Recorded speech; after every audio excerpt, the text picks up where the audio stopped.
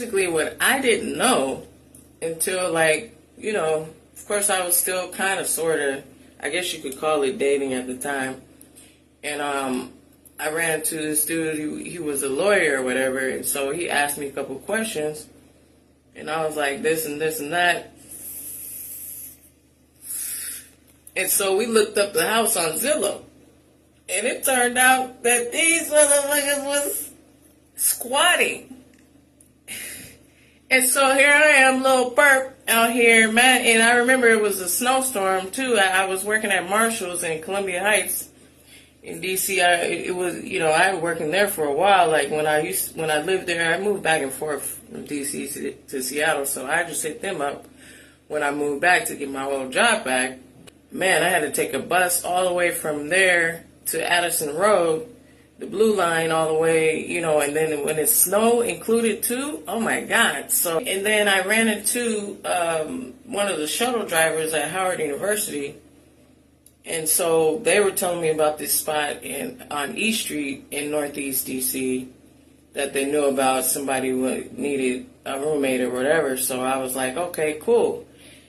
I'll never forget that day, man. I had all my stuff together because, you know, one day they tried to offer me a meal, right? And I was like, how are they going to offer me a meal? You don't got no kitchen sink and da-da-da-da. And one day I had came home and there was like meatballs and something else in the freaking tub.